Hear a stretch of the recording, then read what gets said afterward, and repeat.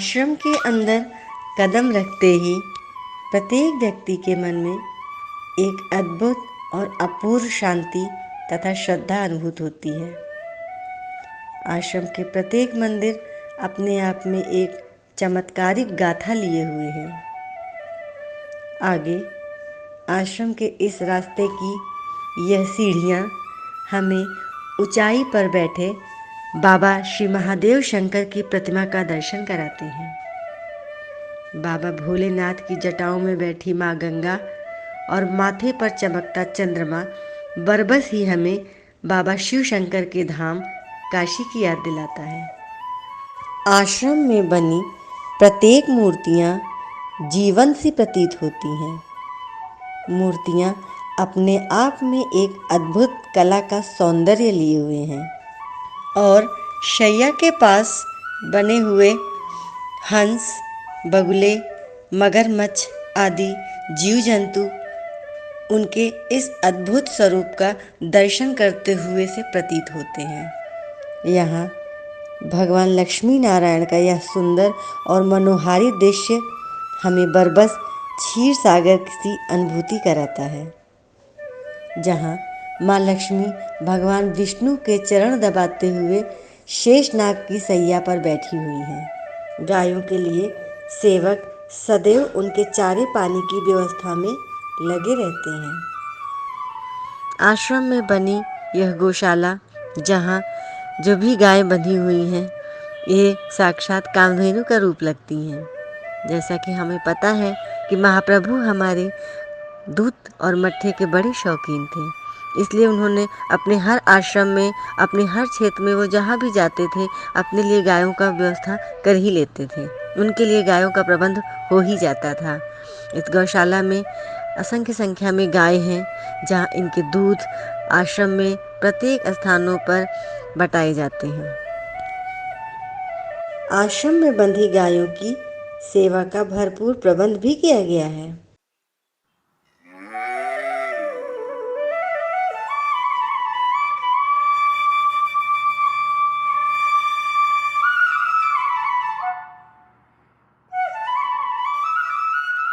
स्वाद बहुत ही स्वादिष्ट हो सके।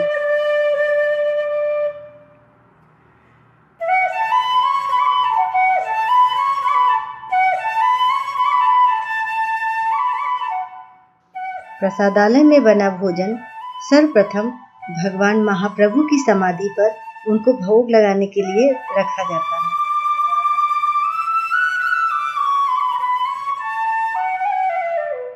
श्रद्धा से लगाया यह भोग का भोजन प्रसाद बन जाता है। भोग लगाने की भी एक बहुत अच्छी प्रचलित प्रथा है।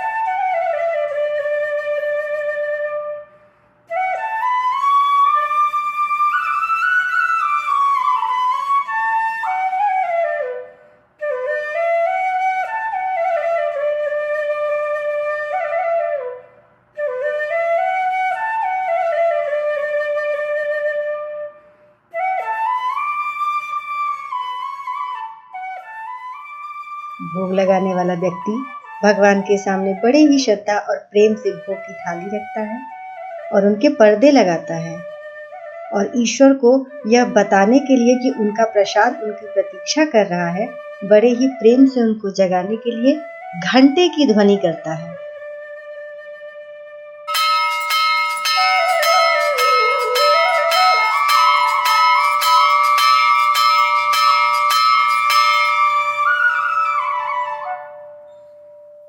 ताकि उस घंटे की ध्वनि से ईश्वर को यह पता चल जाए कि उनकी भोजन उनकी प्रतीक्षा कर रहा है। प्रतीक्षा करने के लिए व्यक्ति मंदिर की परिक्रमा भी करता है।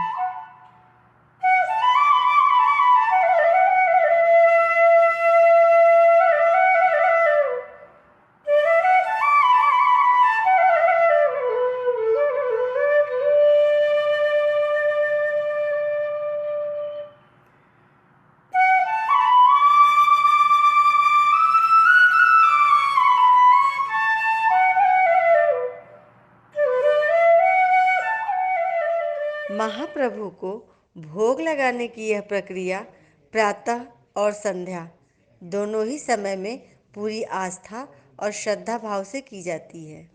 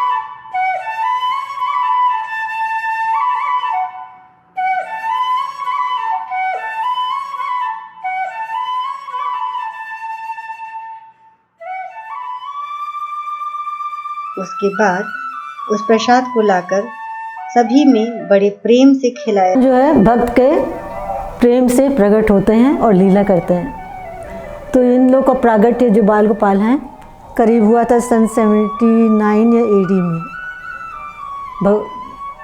और ये अपना लीला शुरू किए। सबसे पहले ये हैं कन्हैया जी, सबसे छोटे स्वरूप में। ये इनको दिया है उपाधि डॉक्टर की। जो भी भक्तगण जिनके कोई बीमारी वगैरह होती है वो इनके आकर प्रार्थना करते हैं और हम लोगों ने प्रत्यक्ष देखा है इनका चमत्कार। एक माता जी थी, उनकी 85% हड्डी गल गई थी। डॉक्टरों ने सब ने मना कर दिया कि अब इनका कुछ नहीं हो सकता है, भगवान के हाथ में है। तो एक दूसरी भक्त यहाँ पर फ़ोन कर दी कि इनका ये हाल है। तो यहाँ से जस्ट बाय चांस कोई जाने वाला था तो उनके हाथ चरणामृत और प्रसाद भेज दिया और जैसे ही चरणामृत प्रसाद वहाँ पहुँचा, अचानक कोई डॉक्टर बाहर से आ गया। वो कहा कि हम लास्ट ट्राई करते हैं, अगर कुछ हो जाएगा तो ठीक है, नहीं तो जो होना है वो होना ही है। और उसकी दवा काम आ गई। उनके कूल्हे की हड्डी थी और वो दवा काम आ गई और एकदम ठीक हो गई। 1 साल के अंदर अंदर उन्होंने अपने यहाँ नारायण जयंती मनवाया। उनका डबल स्टोरी था, ऊपर नीचे करती थी और सब सेवा करी। तो ये चमत्कार है इनका फूल प्रसाद चरणामृत का। जैसे ही वो पहुंचता है और आदमी आकर अपना प्रॉब्लम बताता है, जो डॉक्टर्स जब जानते हैं सबका इलाज कर चुके हैं, फिर कोई डॉक्टर ऐसा अचानक मिल जाता है जिससे उनका तबीयत ठीक हो जाता है। तो यही इनका चमत्कार है कन्हैया लाल जी सरकार का।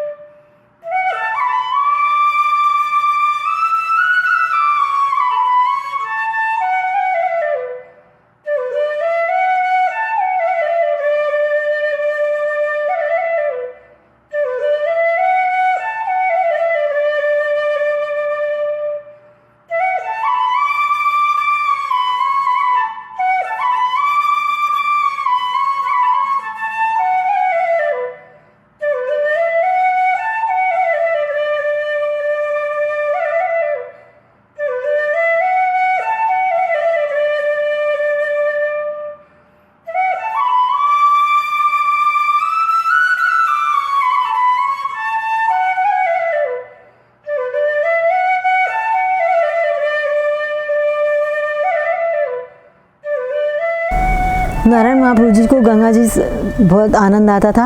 वो 3 बार दिन में स्नान करते थे एक समय, और इतनी पास नहीं थी गंगा जी, एकदम दूर, जैसे वो बालू आप देख रहे हैं वैसे एकदम दूर थी। और गर्मी में भी 3 बार स्नान करते थे और नंगे पैर चलते थे। इनको गंगा जी बहुत प्रिय थी, इसीलिए उन्होंने गंगा के किनारे अपना आश्रम बनाया और यहाँ अपना लीला किया।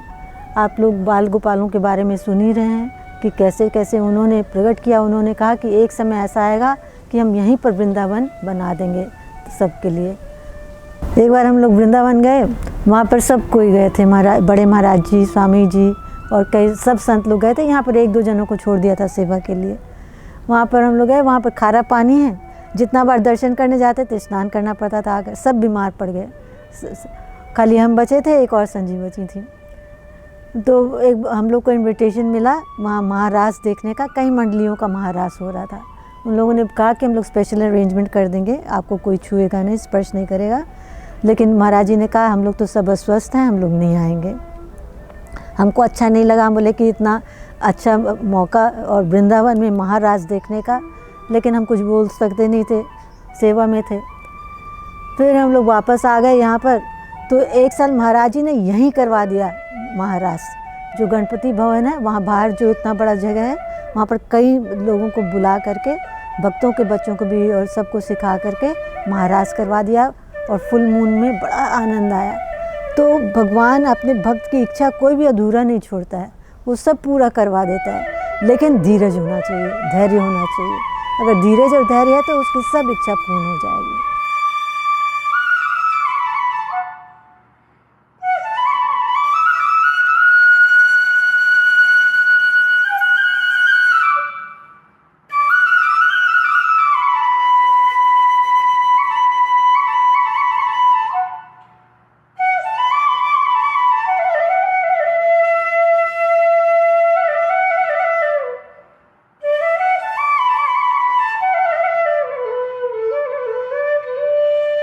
सबसे पहले कन्हैया जी छोटे स्वरूप में हैं, उनके बाद नंदलाल जी हैं। नंदलाल जी मुकदमा, तो जो भी इनका प्रॉब्लम होता है कोर्ट केसेस के, वो इनसे अर्जी लगाते हैं। अभी हाल में आपको सरला जी भी बताएंगी कि उनके नीस थी, वो उसके कोई प्रॉब्लम था, कोई डिवोर्स फाइल किया था उन्होंने, और वो बहुत परेशान कर रहा था कि हम नहीं देंगे नहीं देंगे। और वो बहुत डेस्परेट थी कि हम आगे कहीं जा नहीं सकते जब तक ये हमारे डिवोर्स के पेपर्स पूरे नहीं हो जाएं। और जस्ट बाय चांस वो बीमार पड़ गया और वो काम ख़त्म हो गया। हार्ट अटैक उसके आ गया अचानक, और वो केस ही रद्द हो गया। तो और वो जीत गई, उसका काम ख़त्म हो गया। मतलब ये इतने कोई नहीं चाहता है भक्त की उनके कोई तकलीफ़ हो, वो कहे कि I don't want that he has any problems, but वो जस्ट बाय चांस हो गया तो वो उसका प्रॉब्लम ख़त्म हो गया। तो ये आपको बता दिया कि ये जो हैं, जो भी कोर्ट केसेस होते हैं वो नंदलाल सरकार के यहाँ आते हैं।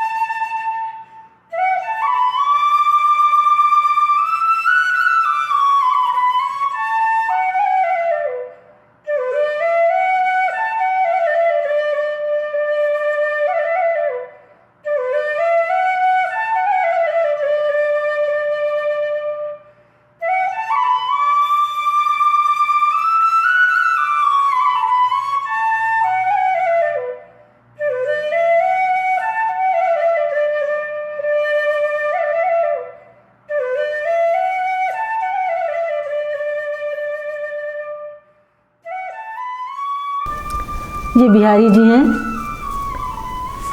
बिहारी जी जो हैं संतान दाता हैं। जिसके संतान नहीं होती है वो यहाँ आकर प्रार्थना करते हैं, और हृदय से जो प्रार्थना करता है उसका सब पूरा होता है। एक बार मज़े की बात हुई, संत जी यहाँ की सेवा करती हैं, संत गोपी जी, और वो कहीं और गए, अपने कमरे वगैरह में थी, और ये जो भैया अभी प्रणाम किए थे सब जगह, वो उनके बहू के संतान होने वाले थी। तो वो संत गोपी जी नहीं थी, तो हमने यहाँ से फूल उठा कर दे दिया। वो बोले कि संत जी हॉस्पिटल जा रहे हैं, फूल दे दीजिए, और वो यहाँ से फूल दिया उठा करके। इतने देर में गोपी संत जी आ गए। हमने कहा कि हमने फूल दे दिया। बोले कोई हर्जा नहीं, हम भी दे देते हैं। तो हमारे मन में अचानक आया कि ऐसा तो नहीं ट्विंस हो रहे हैं, और वास्तव में ट्विंस हो गए। बस मन में आया नहीं बात की वो पूरा कर देते हैं। और उनके तो कोई चांस ही नहीं था कि उनके संतान ही हो, लेकिन ट्विंस हो गए 20-20 साल बाद शादी के, और प्रार्थना करने से और साधना करने से यहाँ पर संतान हुई है।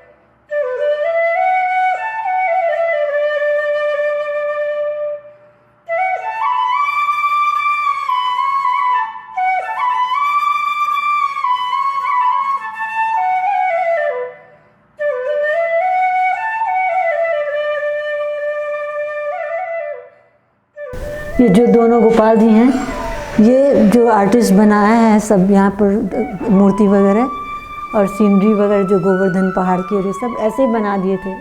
तो दोनों जो देवी जी बीच में हैं उनको दोनों तरफ ऐसे रख करके हम लोग चले गए माघ मेला में। वहाँ पर माघ मेला में महाराज जी रात को सो रहे थे, तो उनके स्वप्न में 2 छोटे छोटे गोपाल जी आए। बोले अपने तो बड़ा गरम गरम कंबल में सोए हैं और हम लोग वहाँ ठंडे में मर रहे हैं। तो सवेरे महाराज जी उठे तो बोले कि कौन छोटे छोटे गोपाल जी हैं जो ठंडे में पड़े हुए हैं। फिर सोचते सोचते उनको याद आया कि देवी जी के दोनों तरफ ये छोटे छोटे 2 गोपाल जी हैं, वही होंगे। तो वहाँ से हमको भेजा कि तुम जाओ आश्रम और उनको अंदर करके आओ। तब से वो अंदर बैठे हैं, नहीं तो पहले बाहर ही थे।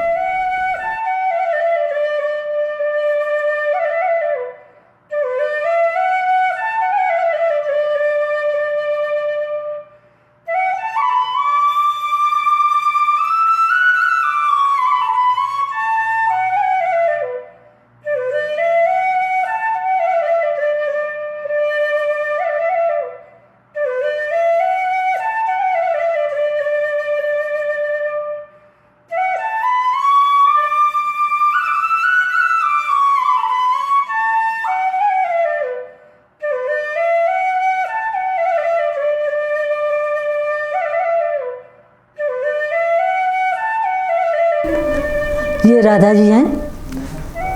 राधा जी विवाह करवाती हैं, जो भी प्रार्थना करता है विवाह के लिए और अच्छे वर के लिए या अच्छे वधू के लिए, वो यहाँ पर प्रार्थना करते हैं। और बहुत साकार ये लोग अपना सब सेवा करते हैं अच्छी तरह। एक बार एक भक्त थे कलकत्ते के, स्वामी जी के रिलेशन में थे, वो बहू चाहते थे। तो उन्होंने कहा कि हम हर बार आते हैं प्रार्थना करते हैं और हो ही नहीं रहा है। हम बोले अच्छा चलिए हम आपके साथ चलते हैं, आप हमारे सामने प्रार्थना करिए, देखें कैसे नहीं होता है। और वो यहाँ आकर के प्रार्थना किए और वापस गए कलकत्ता। 1 हफ्ते बाद वहाँ से फ़ोन आ गया कि उसका शादी तय हो गया। तो अगर ये लोग अपना सेवा न करें या अपना काम न करें तो कैसे भगवान को मानेगा क्यों आदमी। आजकल तो चमत्कार को नमस्कार है। और ये छोटे से गोपाल जी जो हैं, ये स्वामी जी अपने घर से इनकी पूजा किया करते थे। तो ये जो है किसी भी चीज़, कोई भी चीज़ चोरी चली जाए या मिल न रही हो, जैसे अपने चाबी कहीं रख दिया या कोई पेपर्स रख दिए, इनसे प्रार्थना करने से वो ढूंढ देते हैं। और जहाँ बार बार आप देखे होंगे एकदम सामने, और फिर वो चीज़ एकदम सामने ही मिलेगी। जहाँ 50 बार आप देखे होंगे वो नहीं मिलेगा। इनको प्रार्थना कहेंगे आपको लड्डू खिला देंगे तो वो तुरंत सामने मिल जाएगी वो चीज़। दूर दूर से भक्त लोग फ़ोन करते हैं, कोई पेपर्स खो जाए, कोई चाबी खो जाए या कोई भी चीज़ खो जाए। ये जो भैया आपको बता रहे थे, जिनके बहू के ट्विंस हुए, दूसरी बहू का लैपटॉप खो गया। वो कहीं से आई थी बाहर से, तो स्टेशन पर उतरी, अपना सामान वामान रखी, और जब सामान रखते सब गाड़ी में वो छूट गया, लेकिन मालूम नहीं पड़ा। जब वापस घर पहुँची उनको याद आया कि अरे हमारा लैपटॉप कहाँ गया। बोले सब कोई कहे अब तो मिलने वाला नहीं है। बोले कि फिर भी इनसे प्रार्थना करते हैं, चलते हैं वापस, वहाँ पर देखते हैं कि क्या होता है। वहाँ पर वापस गए तो वहाँ पर ढूंढ रहे थे इधर उधर सामान। इतने देर में एक औरत निकली अपनी झोपड़ी से, बोले कि आप कुछ ढूंढ रहे हैं क्या? बोले कहाँ, हमारा एक तो बैग था, उसमें एक तो लैपटॉप था और वो मिल नहीं रहा। तो बोले कि वो हम रख रखे हैं, हमको मिला था और ये अपना वापस ले लीजिए और आप चेक कर लीजिए कोई चीज़ गड़बड़ तो नहीं है। तो उन्होंने कहा कि इनाम ले लो। बोले नहीं, हम इनाम नहीं लेंगे, ये तो हमारा फ़र्ज़ था कि किसी का चीज़ खोया है तो हम उसको उठा कर रख लें।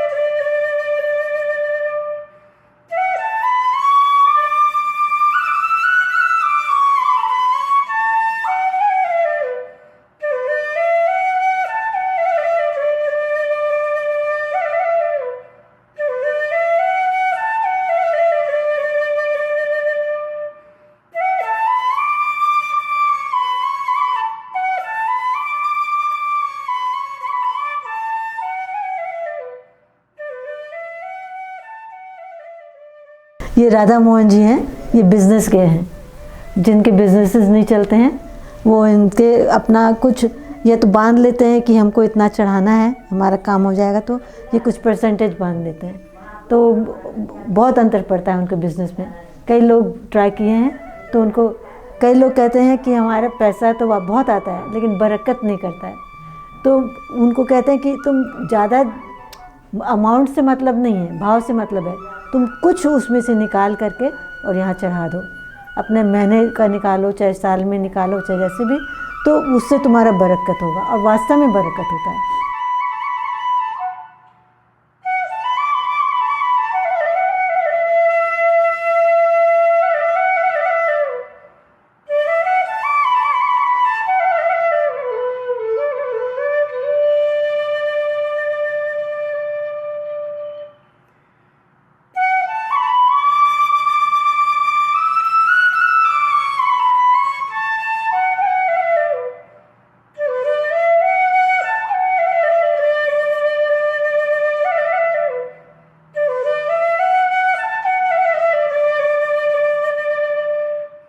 ये चंद्रमोहन जी हैं, ये रियल इस्टेट के हैं। जिसको फ्लैट चाहिए या कोई प्रॉब्लम हो, बेचना हो चाहे ख़रीदना हो, चाहे किसी के पेपर्स आगे न बढ़ रहे हो, वो ये उनके हैं।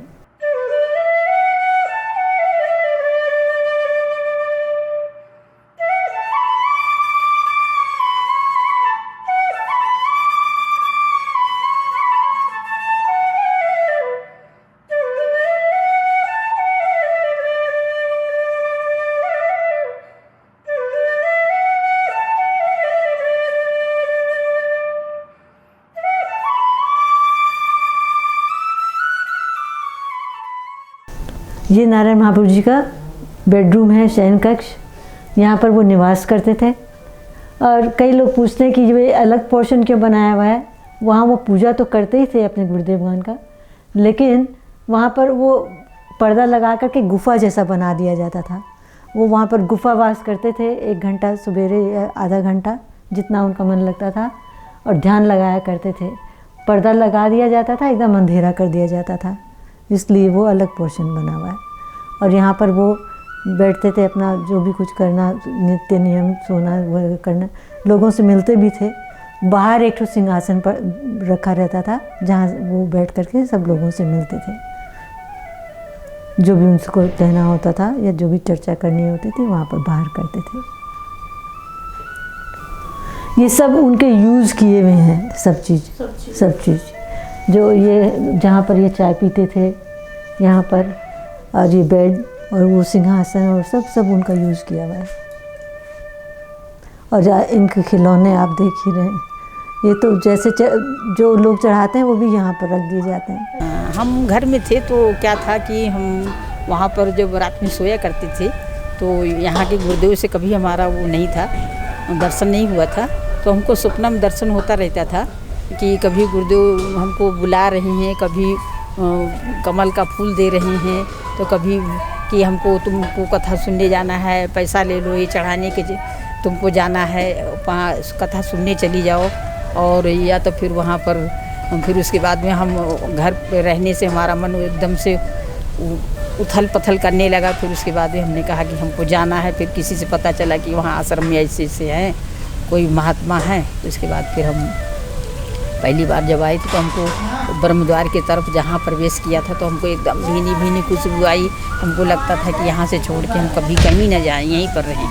तो यहाँ पर जब आए हमारे पिताजी हमको लेने आ गए कि नहीं तुमको घर चलना है। हमने कहा कि नहीं हम घर नहीं जाएंगे। फिर उसके बाद में कुछ दिनों के बाद फिर मैं कहा कि अच्छा नहीं तुम्हारी माँ बहुत रो रही हैं, तुमको चलना ही होगा। तो फिर हम यहाँ से गुरुजी हमारे बोले कि घर चली जाओ कुछ दिन के लिए, माता अंतुष्ट है, संतुष्ट नहीं है तो फिर रह के फिर आ जाना।